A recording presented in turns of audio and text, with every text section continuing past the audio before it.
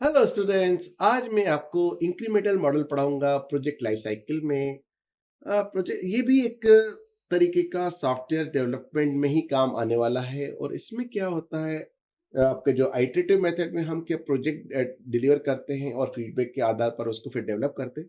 इसमें part of the project deliver करते हैं और प्रोजेक्ट को डिवाइड कर लेते हैं छोटे छोटे पार्ट्स में, फिर हर पार्ट अलग अलग डिलीवर करके फिर वापस उसको फिर अपना फीडबैक के आधार पर उस पर कुछ थोड़ा बहुत अगर चेंज करना होता है तो वो भी कर देते हैं और उसको वापस आपका इंटीग्रेट कर लेते हैं।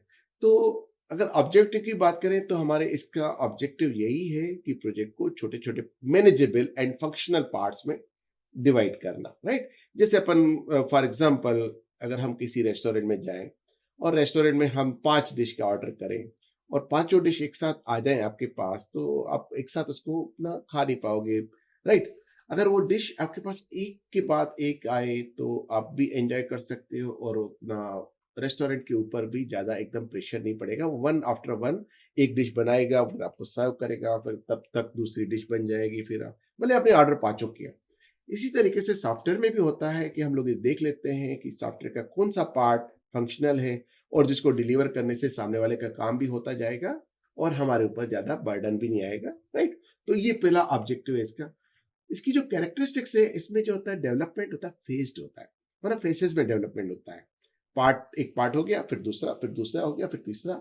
और डिलीवरी भी जो होती है, डिलीवरी भी पूरे सिस्टम की डिलीवरी नहीं होती है, छोटे छोटे पार्ट में डिलीवरी होती है। और फिर जब वो सारे पार्ट्स डिलीवर हो जाते हैं फिर इनका इंटीग्रेशन होता है। इंटीग्रेशन होने के बाद फिर वो टेस्टिंग और वो जैसा जो प्रोसेस है वही चलता है। तो हम देखते हैं इसके फेसेस कौन कौन से हैं। तो सबसे पहला फेस आता है इसका रिक्वायरमेंट।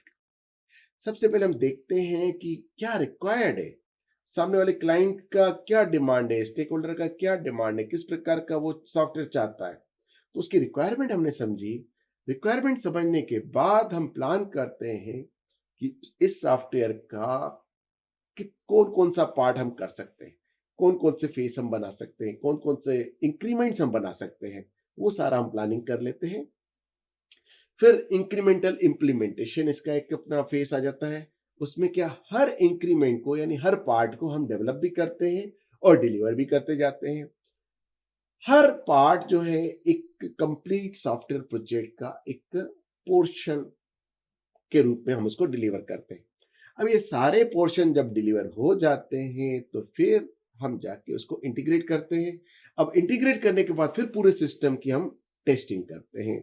तो टेस्टिंग करने के बाद हमको पता पड़ता है कि वो हमारा सॉफ्टवेयर में कोई प्रॉब्लम तो नहीं है, अच्छे से रन कर रहा है या नहीं कर रहा है। और अगर कुछ प्रॉब्लम होती है तो फिर उसको हम दोबारा अपना उसको लाके उसकी जो भी प्रॉब्लम है उसको एड्रेस करते हैं। सो इसकी एडवांटेजेस है कि भाई आप टाइमली डिलीवरी करते चले जाते हो, आपका जल्दी डिलीवर कर पाते हो क्योंकि आपका टीम जो है टीम बटती नहीं है। किसी एक प्रोजेक्ट के एक फेज पे सारी टीम आपकी जुट जाती है तो वो फेसेस आपके बहुत जल्दी जल्दी डेवलप होना शुरू हो जाते हैं। मैनेज करना आसान है, एक बहुत बड़े प्रोजेक्ट को मैनेज करना इज डिफिकल्ट, छोटे छोटे प्रोजेक्ट के उसको मैनेज करना थोड़ा आसान रहता है।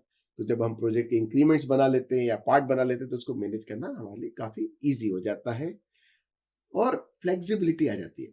अगर चलते चलते सॉफ्टवेयर में कोई चेंज लाना हो तो अगर हमने कोई पार्ट अभी बनाया ही नहीं है तो उसको चेंज को हम इनकॉर्पोरेट भी कर सकते हैं। सो स्टूडेंट्स, आप लोगों ने देखा कि कैसे हमारा जो इंक्रीमेंटल मेथड है वो काम करता है। यूजुअली हमारे जो मेथड है ये आपके आइट्रेशन मेथड और इंक्रीमेंटल मेथड और अजाइल मेथड, ये बेसिकली हमारे सॉफ्टवेयर डेवलपमेंट प्रोजेक्ट्स में ज़्यादा काम आते हैं। बाकी हमारे कंस्ट्रक्शंस में और आपके मैन्युफैक्चरिंग में जो हमारा वाटरफॉल मेथड है वो बेस्ट सूट करता है। सो हम अपने अगले मेथड में अजाइल मेथड को कवर करेंगे। तब तक के लिए थैंक यू वेरी मच।